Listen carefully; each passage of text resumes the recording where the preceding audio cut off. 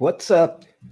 Tapu, Haru Nefer, Namaste, Assalamu alaikum. This is Kasankma Keparu with another video for you. And this is a live broadcast where we are going to be talking about how to control your power. And we're going to be talking about a couple of techniques to control your power. And I'm going to tell you why specifically I'm using that topic. Because there has been an issue of control when it comes to the amount of power that you have. And a number of individuals have been emailing me and wanting me to go a little bit deeper into putting the power in check. All right. So I think that's a fair question. So we're going to get into that. But before I do, please feel free to hit the like button and subscribe to my channel if this is your first time watching. And don't forget to support us on Patreon. You can become a subscriber, and that'll give you access to exclusive videos on how to mix magical potions or create magical amulets or put together a shrine. So I give instructions on all of that if you are a Patreon supporter, and there's pretty good videos. And we also have a lot of documents and things I give away as well on Patreon, so you'll get all of that exclusively. Now let's talk about controlling your power using intention. Now I'm not going to go too deep into this because I want to make this a short video, but let me just take a step back. Actually, I had a very interesting day today, day. I'm not going to get too much into it, but it appears that there was an article written about me that I did not know. And I don't know how to feel about it because I haven't read the article yet, but everybody else has. So I thought that was very interesting. But anyway, and by the way, I look really good in the article too. They had a photo of me and I was like, oh shit, I look good. Damn, I'm super fly. You know, yeah, you know what? I love flying anything. So I was actually worried about, I saw the shirt I had on. I was like, that's an old shirt, but damn, I still look fly. I'm like, wow, all right, you know, because, you know, as you know, you're not the same weight every year. This is a photo that was taken, and I think way back when, you know, and I'm still good looking. I'm using my magic to keep my youthful appearance. But anyway, I digress. Okay. So I've kind of hinted on this a little bit before in previous videos that my brother and I grew up in a very abusive household. Consequently, we came out of that with a lot of trauma. And we had to go to therapy and stuff like that. But one of the things that was carried over into our adulthood was shock, meaning neither my brother or I liked to be surprised by anything. It would really shock us and traumatize us. We would go through those negative experiences, we would regress. And that became kind of like the theme of my life. And what I wanted to do when I was learning magic, when I was in the priesthood, was I kept saying to myself, I want to be able to control reality so that nothing surprises me. I'm not going to be walking in the street and get hit by a car. You know, I'm not going to have someone come and repossess my house, you know, and I not know about it, thinking my bills are paid and suddenly I'm getting my house repossessed or whatever. So, you know, I did not like surprises, so I always tried to be one step ahead of things. But even in that sense, when you're dealing with human emotions, when you're dealing with the world around you, you cannot anticipate every outcome. And this is why some of you have seen I've made videos on time travel. Is it possible? Do you need a machine, or can you need consciousness travel? So those were my efforts to really try to get a hold of this thing called reality, and try in some way to predict the outcome so I can be one step ahead of it. And there were many times in my life where I just was oblivious to what was going on, meaning that I thought people were very genuine and very honest. And did I get a surprise? You know, you realize people aren't a lot of people aren't out there who are not good, are not honest, are not altruistic, you know, and that's a hard pill to swallow when your outlook has been very innocent, you know, and having innocent intentions. Okay. So that's when I started to travel the country and started studying with a lot of different teachers in different, who were really well known in different spiritual practices, you know. And I said, you know, I'm going to learn as much as I can. And, you know, there's a lot of secret societies out there that you can't get into, or if they allow you in there, you have to go to initiation, or you have to go to a secret ceremony. The Golden Dawn, Aleister Crowley was a member of the Golden Dawn, and that was one such secret society that you had to perform certain things or show that you were an adept, or you know, you had a certain level of magic before they would let you get in there and reveal their secrets to you. So there's a lot of secret societies out there that do that, you know. So the priesthood I was in was the secret society. Well, it was kind of like it is a secret society. I don't know why it's a secret society, because it's still to this day, no one really knows about it or talks about it, you know. And I don't know if that's how the head priest, the high priest, wants it. You know, I just know that it's not something that's really out there, you know. So when I see articles or anything that's written on the subject or by me, I'm a little like, wow, oh, shocked, you know. So anyway,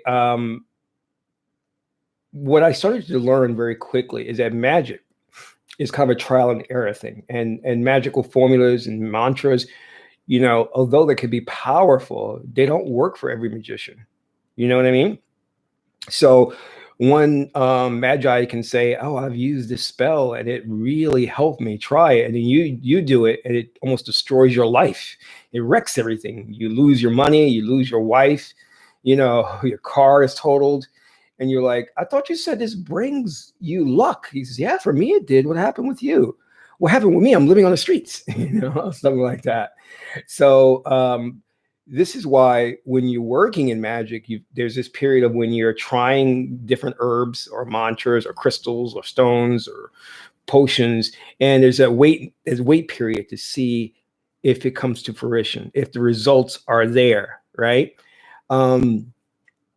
So I had a hard time with that because it required a lot of patience. And although I was willing to do what was necessary, I really wanted something to speed up the process, you know, because, you know, I'll give you an example of something. If you want magic to bring you, let's say, for example, if you've got the inside scoop on this new business and they're selling a piece of the equity in the business, but they're only making an offer available for 2 months, and you do a ritual. Well, the ritual may take 3 months for it to work to get you that $10,000. And by that time it's too late. You know what I mean? So you have to be really aware of the cycles and the time, you know? So when I got involved in that, I actually stumbled onto something else. And that was not the magic. I was already in priesthood, but I stumbled and it shocked me when it happened because I saw the results almost immediately. And that's when I mentioned to many of you, I stumbled onto what they call today is the law of attraction or the secret or transurfing. But it's really manifesting or shifting through parallel worlds. That's what I discovered. And I discovered it by quite accident. You know, and I saw like, wow, this is something. So, you know, of course, being a good student of spirituality, I went to the Oracle and say, is this something I should focus on? And the Oracle said, yes, stay focused on that. You can leave the magic, you know, leave the potions, the herbs alone for right now, but this is something you need to focus on. And I was like, wow, okay, I'm going to focus on this. And that was the I-Ching Oracle, the I-Ching, or some call I-Ching. Actually, it's proper pronunciation, created by the Nak people of China, which goes back to many, many dynasties, pre-dynastic, actually. Anyway, and some say one individual that had a hand in putting the I Ching together was Confucius, or real name is Kung Fu Se. Okay, but no one, it's still up to debate if he really existed or not. Okay, was he a real person or a group of people, or, you know, so that type of thing. Just like we know that the Bible is not the word of God, you know, this is why research needs to be done, questioning needs to be done. Don't take anything as truth or gospel. All right. Now, when I stumbled onto the ability to shift to parallel worlds, and shortly thereafter I didn't started working with time travel. But here's what I want to say. Here's the point of this. Okay. The techniques that I teach and that you can pick up in other videos, will enable you to create, or I'm going to use that word create, manifest a new reality, right? But however, it may take time. Here we go back to the time factor. It may take time because, as I said before, we're living in the linear space-time continuum, and we're subject to space-time, okay? But in the fifth dimension, or the subconscious mind, the right brain, there is no space and there is no time. So the minute you think of something, and when you ascend to the fifth dimension, it will immediately manifest. You'll have it right then and there. But again, we're here in linear space-time. That means that your work that you do, whether it be transurfing, law of attraction, you have to be given time, give it time to manifest. But now I'm going to give you a technique that will speed that process up, okay? Because I know a lot of people were saying, well, I tried this and it didn't work. I said, well, how long did you work it for?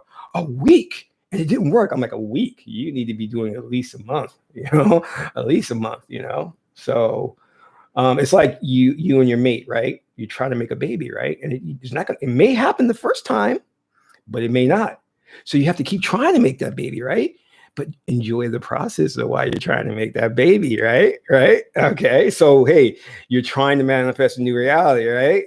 It may take time, or you may do it the first time around, right? But until it comes, have fun manifesting that new reality. Heather says, Hathor, goddess Hathor says, joy is in the journey and not the destination. So enjoy the journey. Okay. But I'm going to give you the process of speeding this whole thing up. All right. So you can get there quicker. All right. And this is what this is what I call, and some other magi's are using this and they have very good results. And I've been doing this and had good results as well. It combines two things. It combines checkpoints and momentum. Okay. Now, checkpoints are this. The checkpoints are when you think about your day, you don't think about your day because everything is becoming a 9-to-5 hustle, what they call is the colloquial saying, the New York minute or whatever. Everything is real, just you're going through your day without thinking about it because you've done these things a million times. You brushed your teeth, you showered. So it's not something you're consciously aware of. It's on autopilot, right? But now what you want to do, and this is the first part of this technique. What you want to start doing is setting intentions, okay? Now there's two things. There is the immediate goal and there's a long-term goal. My long-term goal is to, let's say, acquire $20,000 to purchase this business, okay? That's the long-term goal, which I want to do this within 6 months, okay? Let's say that's where you're going, right? Now, throughout your day, you'll need to set intentions, and those intentions should be things that will get you closer to that $20,000. Because remember, yes, you can be working your magic, but you also have to take physical efforts, as above, so below. All right. So, like, for example, when I woke up today, I went into the bathroom, brushed my teeth, looked in the mirror and thought how handsome I look. But anyway, I digress. And then I showered and dried off. And I said, I'm going to sit on my bed for 5 minutes, close my eyes, and I set an intention. And the intention was this. I said, I am going to, first of all, pay the designer, and then I'm going to write this piece to my ebook. There's a chapter I want to write. And I set that intention. But not only that, I said that my commute into the office will be smooth and enjoyable. Okay. Therefore, you're setting the intention of what the reality is that you want for that specific time period, right? Now, it worked out. That worked. And remember, I said your magic works in proportion to how right-brained you are. If you are a person who is 70% less left brain, you're going to be more critical. You have more doubts. But if you are 60%, 70% right brain, you can expect to see magic come really a little bit quicker because the right brain is the gateway. It is the key to the metaphysical realm, the ether. It is also the key to accessing the Akashic records, to bringing down the knowledge of Tahuti or Thoth or Hermes, the the emerald tablets is the key to bringing all that down to the right brain. This is why you want to be integrated brain thinker. But unfortunately, we've been duped in this society to be mostly left brain thinkers. And they do that for a reason, to keep you away from that right brain, because they know if you stayed as a right brain person, you would access the Akashic records and you would bring down so much knowledge and wisdom that you have a bunch of geniuses running around, and they don't want that. Okay. The ruling elite want to hoard the knowledge to be in control. All right. And the last thing they want is a bunch of gods and goddesses running around. Okay, so you have to create these checkpoints. The checkpoints are the minor goals that lead to the bigger goal, which is the $20,000. All right. So these are, but the goal that you're setting is for that day is you're not just setting a goal, you're taking an active role in manipulating that aspect of reality. So you set the intention. You know, like I was talking about before, that when you, like, say, for example, if you walk into a room and you feel everybody's got a very negative attitude and you have to deal with them, maybe you're working on a project with them. But what I do then is I do the technique called the reboot.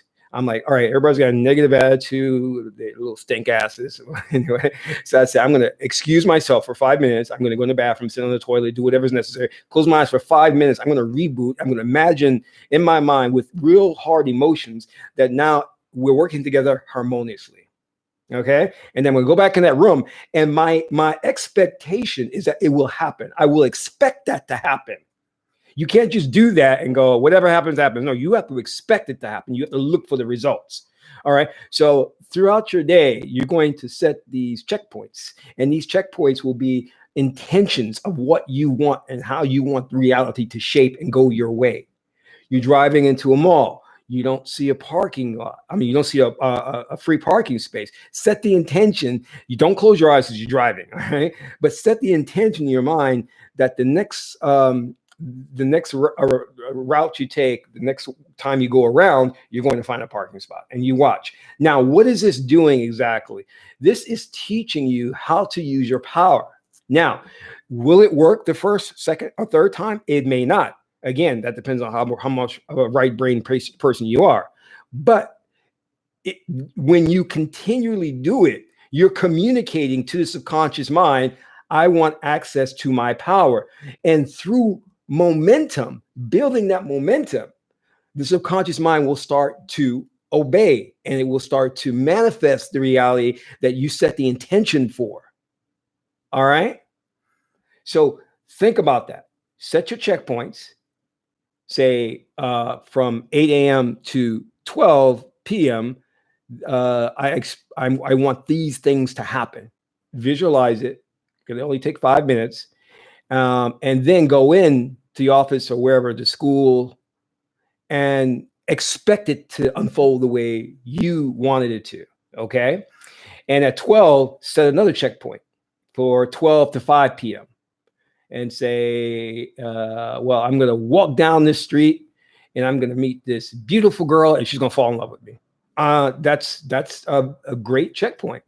But put it to you this way. If it doesn't happen, don't get daunted about it. Don't get like upset and say, oh, shit, it won't happen.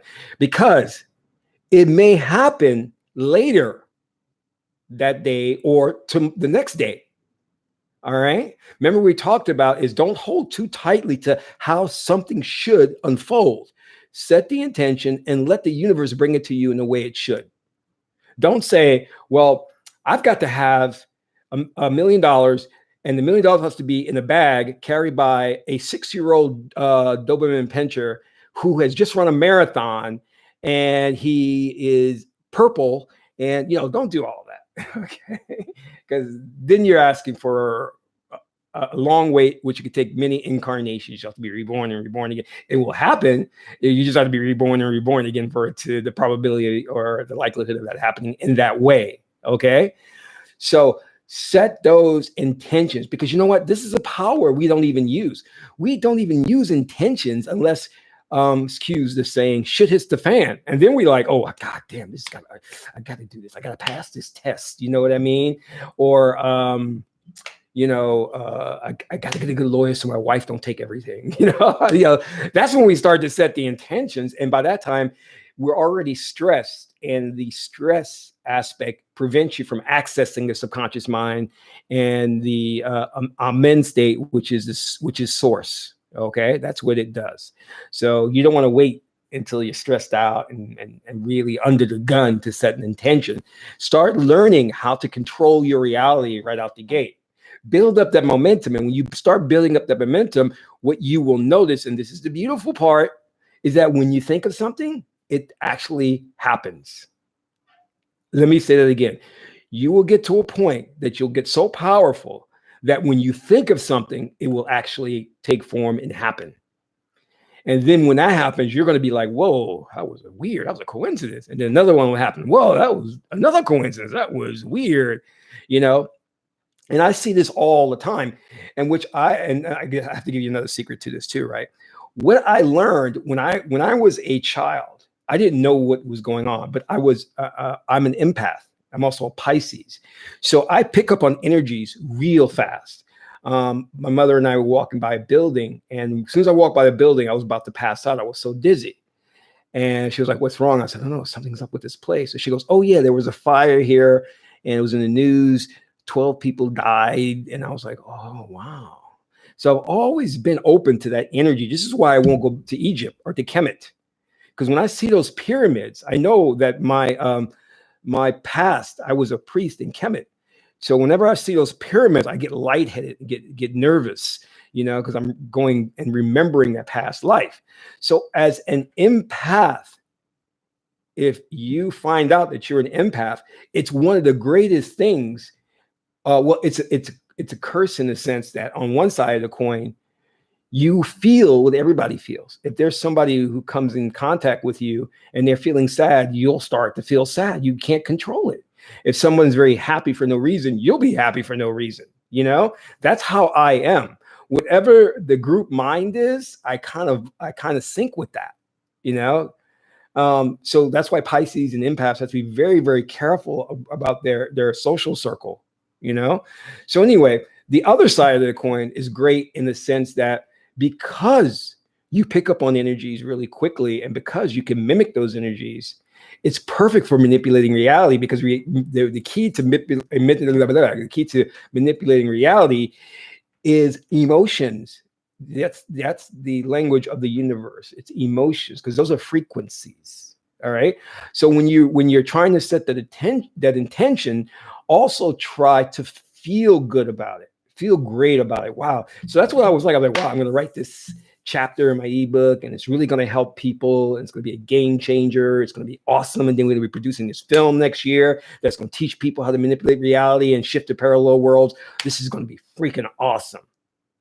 Because recently I've allowed my person to get a little bit down, because I usually don't watch the news, but I've been watching the news, and I'm just seeing the horrific things that are going on and how people are really clueless of how to get themselves out of these situations. For me, it's simple. I'm like, work your magic and get yourself out of that situation. But they don't know, because the ruling elite has robbed them of the knowledge of self. So I'm like, listen, I got to write this ebook and get this information out there, because we're humanity, and I mean humanity, we're in trouble. And the ruling elite is so clever and 10 steps ahead of us. So we've got to really wake up, or else we're not going to be here in the future, because they are really intending to depopulate the planet. I'm not going to go into the details of all that, but this is, you know what? We've got to wake up soon. Wake up. And what we got to do is we got to start learning to work together. We may have differences of opinion, religion, or perspective, but Hedaru, my aunt, she is harmonious. She knows how to work with people. She knows how to communicate. She knows how to network. I learned everything from her. So we got to learn to do that, and I was telling some good friends today. They were like, I know I've been mean. I said, no. I understand what happened. You were under stress. You were under a lot of stress. And I know the type of person you are. You're a good person. So I know that you were put in a bad situation. Therefore, you snapped at me. But I know that's not really you. So I hold no grudges. And we have to understand that the circumstances put people in certain positions. Like if a person is starving and they have no money for food, they're going to steal. And we have to take that into consideration. But this population wants to lock up everybody with no understanding of, well, they do understand. So what they do is they take the jobs from people.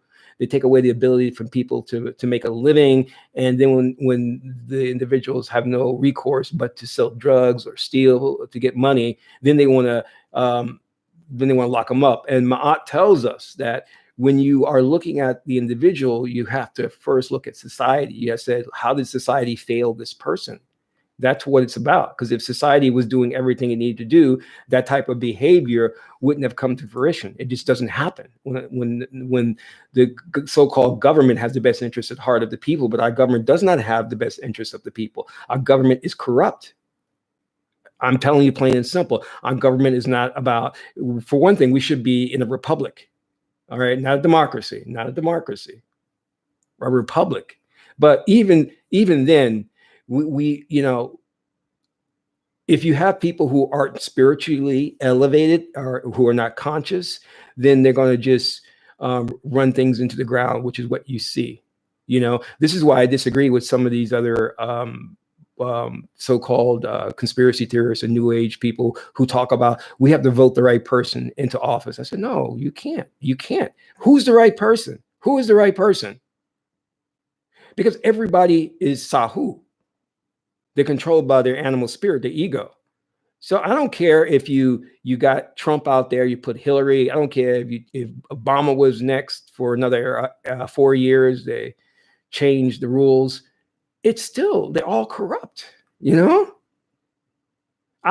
could put, let's say, for example, Mother Teresa as president, and she would still be doing the same thing, starting wars, colonizing other countries, invading countries, basically infringing upon their sovereign rights, stealing money from their banks, because this system, the players that you see, such as the president, Congress, Senate, they're just puppets. They're just for show. There's a hidden hand behind all of this. And read the book, The Hidden Hand. Okay, read that book.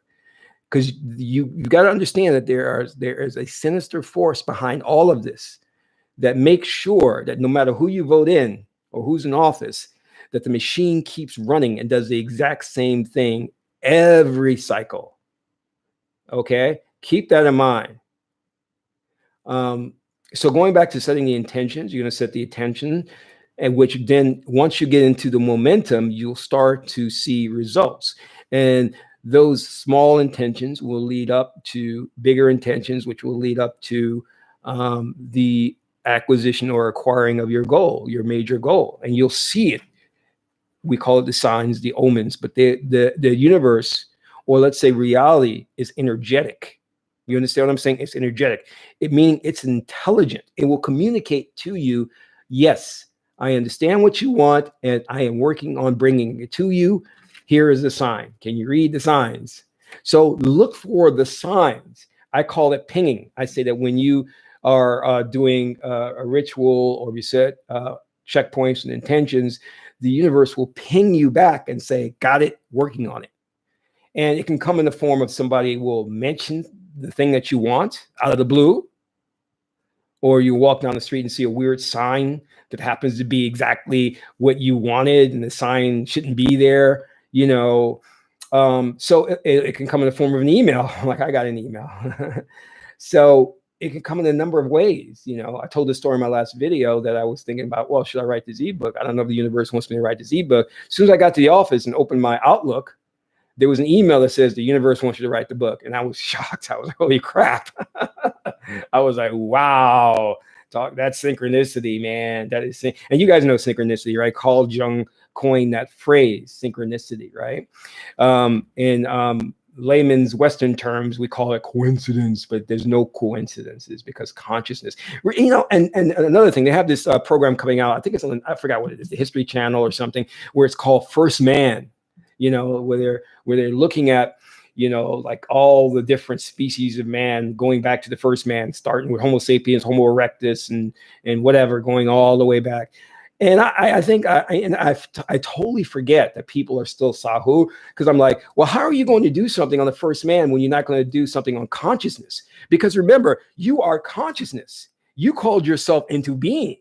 So you had to have a vehicle to express yourself. So you said, I'm calling myself into being, And now I'm going to create beings for me to place my consciousness in. I'm going to individualize myself. I'm going to break up and separate my consciousness and place that into these things called humans. And therefore, I can have a differentiated experience. And the reason for that diversity in races, nationality, whatever, the differences in all that is so that nectar source can have experience with different perspectives. It wants to have a perspective on what it's like to be a man, a woman, a son, a daughter, a dictator, a hobo on the street, a killer. So those are all perspectives that Nectar wants to experience. And it has to do that through you. So Nectar says, I'm placing my consciousness into the physical get body, and I'm going to have you come into existence with a destiny, a theme to explore.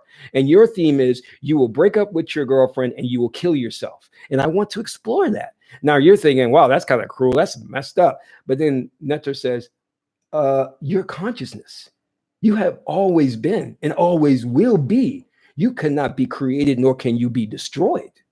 So why should you fear the fact that you're going to die? You're not going to die. The physical body will die, but you will be reincarnated millions and millions and trillions of times. Let me say that again. You will be reincarnated trillions of times. Do you understand what I am saying? Do you get how many lifetimes you are going to experience? And you know what? You're going to experience them all simultaneously. Talk about information processing. That's some deep stuff. Imagine a being that's so powerful that he can create the infinite number of parallel worlds and experience life in all of those worlds and with all of those beings at the same time, and still process all that information. That's some wonderful stuff. That's a powerful deity. That is you. That is you. You are Neter. You are Source. You are Yahweh. You are God. You are Jehovah. Okay? So I want you to think about how powerful you are. You are so powerful, as Ptah says, I created myself. I called myself into being. That's some bad shit to me, man, you know? So set those intentions. Remember, I always said if things start to go south in your life and you don't like it, and we all are subject to this. No one is like, just because I study spirituality, God ain't gonna give me a pass. Oh, you know, Kassan, he's really trying to get the message out there and he made this mistake. Let me give him a pass. No, I don't get it. Look, let me tell you something. If I go drink bleach, I'm gonna be as dead, okay? I ain't nobody special, okay? And you can have Creflo Dollar, TD Jakes, what's the other smiling guy? I forgot his name. Joel Olsen. You know, they pretend like they got that get out of jail card in Monopoly, but that's a bunch of bull. Because the minute they do something wrong, watch, God will come down on them just like everyone else. Nobody special. Ma'at, you cannot, no one is exempt from Ma'at's law. You jump off a building, you will die. Okay? I don't care who you think you are. You know, you don't pay taxes, the IRS will come and get you. Okay? You can say whoever you are, well, you know what? I'm CEO of Health Industries. You can't take me away. Watch. All right? So I'm just letting you know that just because someone professes to have a certain position, they're not exempt from things. You know, look at Jonestown. Those people they were following was it Jim Jones and drank the Kool-Aid and they all died. So, you know, they thought that he was their leader and you know, fearless leader, and he could do all these things. But anyway, Magi's, hit the like button on the video, and if you guys are in a position, please contribute to the channel. Let me just read, see a question here. Let me just get that. Then in 2 months, maybe some things also I want to experience these things. Well, okay. Let me just say hi. Suan Hetepu, Carnetta Hetepu, Mr. T, Namaste, Faith Namaste, and Nikki Runefer. All right. Glad to see you here. Alchemist Hetepu. All right. So if you're doing a mantra and the mantra doesn't work, then find another mantra. And I think you gave it 2 months. That's enough time. If you don't see the results, then go and find another more powerful mantra. Usually with mantras, you should see those results within a week. You know, it shouldn't take 2 months because mantras are pretty powerful depending on the ones you use. I use Sanskrit mantras, from the Vedic tradition.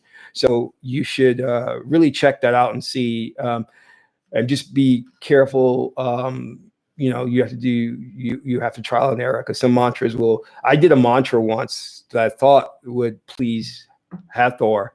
That mantra almost messed me up so bad. That was one time, and I was going mantra crazy. I was getting up in the morning, reciting the mantra for a couple of hours, did 3 hours during the day, did 4 hours in the evening, and I was doing that solid for about, I think, 7 months, and tore my life up. And then I was like, did a reading with the Oracle. Oracle says, no, you shouldn't be using that mantra because Oracle will tell you if you should use mantra or not. And I was like, I still have that mantra. I never use that sucker again. And that mantra is published in books, is being recommended to people.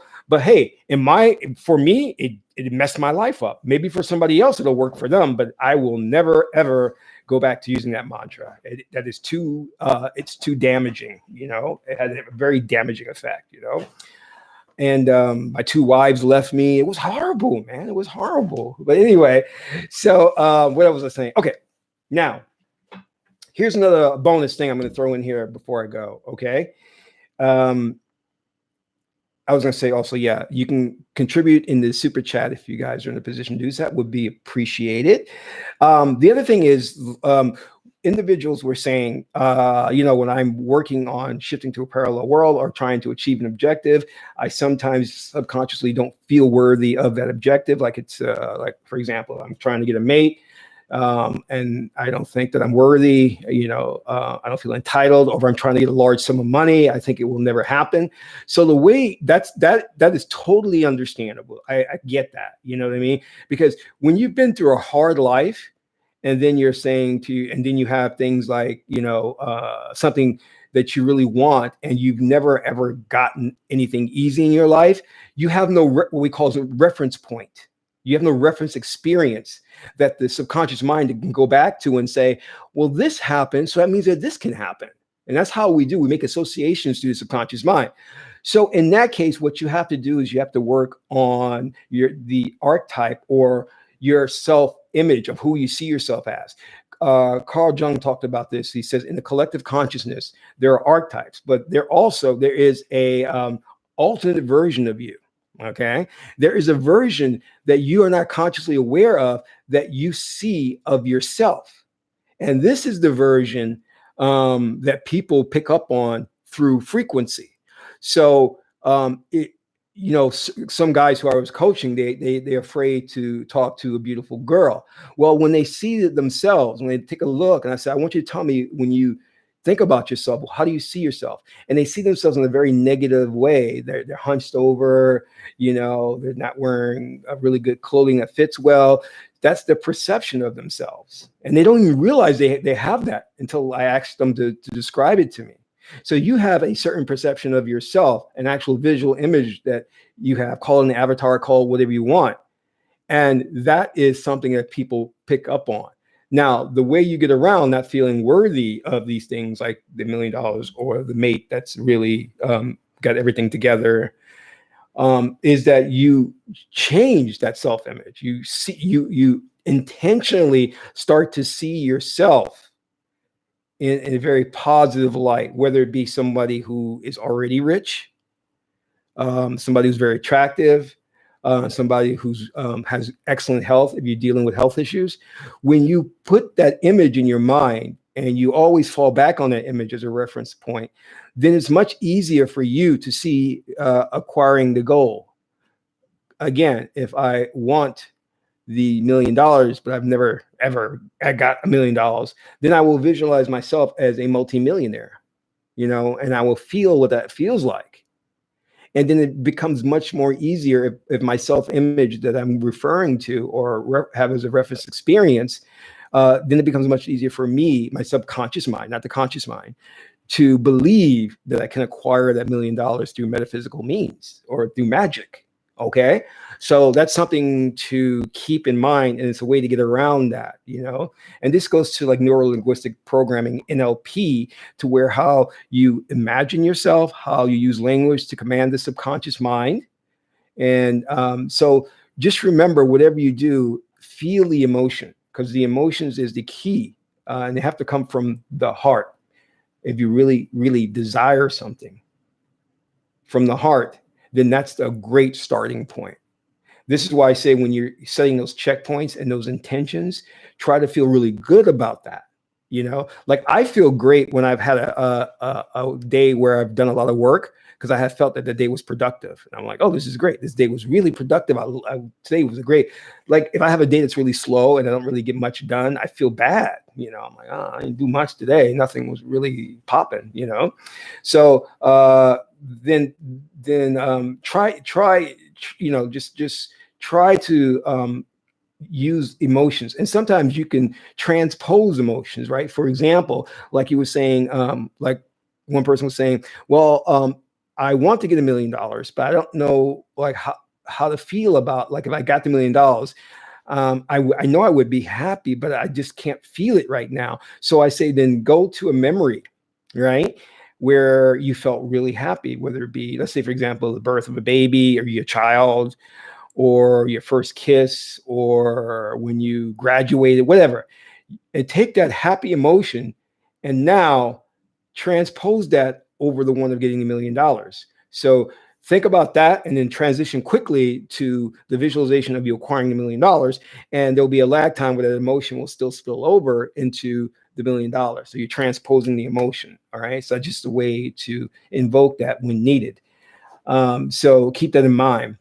Dwau, thank you, Ra, for the super chat. Awesome. And I love that name, Ra. That's that Ra force. And as I talked about before, you need that, which is the Kundalini energy or the Ra energy or the Chi force, the Chi, Chinese call it Chi, that you have to bring that up and channel that into the visual image of what you want. Because no energy, no objective. You're not going to get it. You've got to, the Netter, God, set it up. You set it up. You made that rule to where if you're going to manifest the new reality by shifting to the alternate dimensions or alternate realities, you have to emotionally desire that. You have to channel that emotion into the thing you want, and some things are easier than others. Like if you want a mate, well, visualize the perfect mate. And that feeling should come very easily. You know what I mean? If you want perfect health, try to feel yourself running or doing great things, being a star athlete, and never having to worry about getting sick or an illness or doctor bills ever again. If you want a new car, try and feel what it's like to sit in the car, try and smell that new car smell, all of those things. So that's the technique of setting the checkpoints throughout the day, and then setting, which is the checkpoints are setting the intentions of how you want those checkpoints to go. How do you want things to go? And again, if things aren't going the way you want them to go, then it's okay to reboot. Okay, meaning you're just going to excuse yourself, go to a private place, close your eyes, visualize for 5 minutes, things going the right way. I do a lot of presentations, so I've always go into meetings and a whole bunch of people in the meetings, and then things we can't agree, and we're in there for a long time.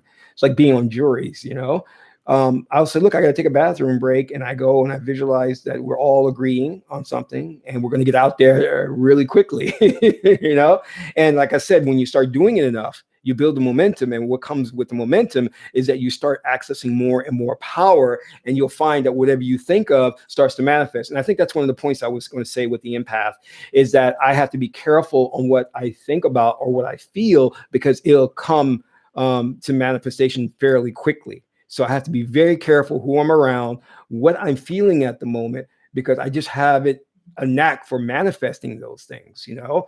And I was like, I remember one time beating myself on the head. I said, well, I can manifest this, I can manifest that, but I can't manifest a ticket to hit lotto for 15 million or whatever, you know? What I can, that's going to take a longer time. You know what I mean? So I want to thank everyone for being a part of the chat. Thank you all. If you have any questions, I'll be hanging around a little bit in the chat. So feel free to type in any questions you have. And thank you for your support. And remember, ebooks are available in the description box down there if you want to download our free ebooks. And make sure, if you can, that you are a Patreon supporter, because we have some good things coming up in 2019. One of the things I will be doing come a couple of weeks is doing the 2019 readings, because once we come to the new year, I start doing readings for people on what they can expect for that new year, and how to make sure that new year is a successful one. That is important. Plan your new year. Know what's going to come at you. You know what I mean?